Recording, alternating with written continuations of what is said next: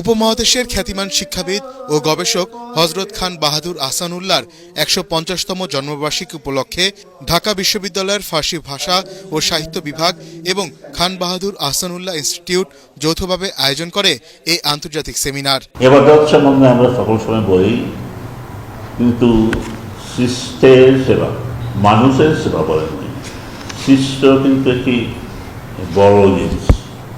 এখানে কীট পতঙ্গ, গাছ, পশু পাখি সহ সকল কিছু কিন্তু এর মধ্যে নিয়ে এসছে।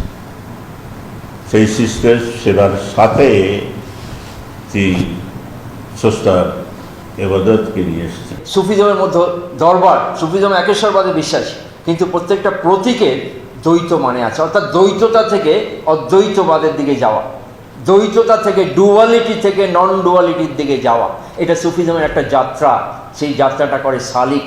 এরকম একজন সালিক ছিলেন খান বাহাদুর আহসানউল্লাহ। আধ্যাত্মিক দরবার, সুফিদের দরবার, সুফিদের শ্রাইন, যেটা আহসানিয়া মিশন হতে পারে নলতার, সেই শ্রাইনটা শহর থেকে দূরে হতে পারে, রাজনীতির কেন্দ্রবিন্দু থেকে দূরে হতে পারে, ঝকমকে নাগরিক জীবন থেকে দূরে হতে পারে, কিন্তু প্রান্তিক গ্রামীণ মানুষের হৃদয়ের কাছাকাছি হতে পারে। ঢাকা বিশ্ববিদ্যালয়ের উপাচার্য ডক্টর মোহাম্মদ আখতারুজ্জামান সেমিনারের উদ্বোধন করে জানান, এই উপমহাদেশে শিক্ষার প্রসার ও সমাজ সংস্কারে অসাধারণ অবদান রেখেছেন খান বাহাদুর আহসানউল্লাহ।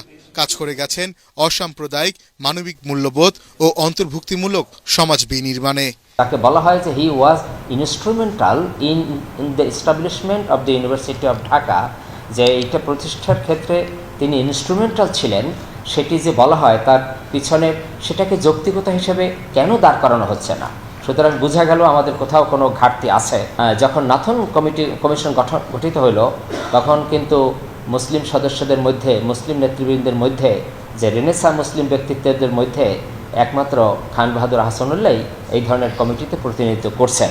কিন্তু এই বিষয়টি একেবারে চর্চার বাইরে থেকে যাচ্ছে, যেটি কোনো ক্রমেই কাম্য নয়।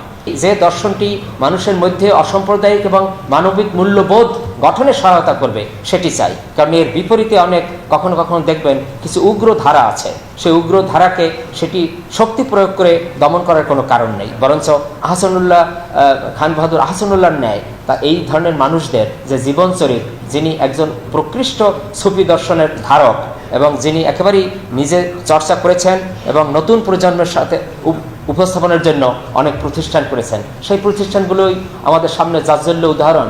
সেগুলো কিভাবে মানবিক সেবায় এগিয়ে আসছে, সেটি তো অন্যদের জন্য, আমাদের সকলের জন্য সেটাও তো অনুকরণীয়।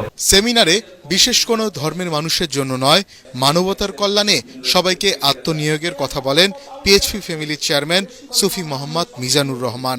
সুফিবাদ নিছক কোনো জ্ঞান বা দর্শনের পথ নয়, বরং এটা জ্ঞান এবং সাধনার সমন্বিত পথ। আল্লাহ বলতেছেন, তুমি তোমার জীবনকে, তোমার জাতকে, তোমার ঐতিহ্যকে, তোমার সেলফকে, তোমার খুদিকে, তোমার অহংকে, তোমার নিজস্ব সত্তাকে আমার জাতের মধ্যে তুমি বিলীন করে দাও।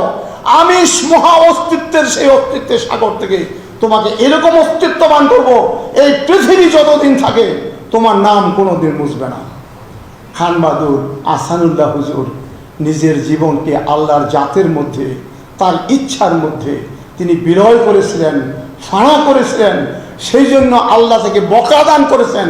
আমরা বাংলাদেশ মাশাআল্লাহ $1 ট্রিলিয়ন ট্রানজেকশনে আমরা পৌঁছেছি অতি সত্বর। এই $1 ট্রিলিয়ন 1000 বিলিয়ন ডলার, এই টাকা যদি আমাদের ব্যাড লোন না থাকতো, আমরা 2% ব্যাংক থেকে টাকা নিতে পারতাম। আমরা কি রসুল পাকের সেই হাদিসকে মান্য করতেছি?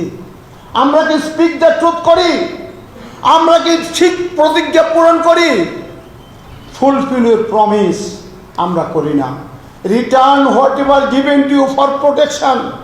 তোমার কাছে কোনো মানুষ যদি কোনো আমানত রাখে, সেই আমানতকে যথাসময়ে ফেরত দাও। সমাজে যে উগ্রধারা চলমান তা দমনের জন্য খান বাহাদুর আহসানউল্লাহর সুফিবাদী চিন্তা দর্শন ভূমিকা রাখবে বলে মনে করেন বক্তারা। দেশ বিদেশের বরেণ্য শিক্ষাবিদ, গবেষক ও শিক্ষার্থীরা অংশ নেন সেমিনারে। মনির হোসেন তপু, এটিএন বাংলা, ঢাকা।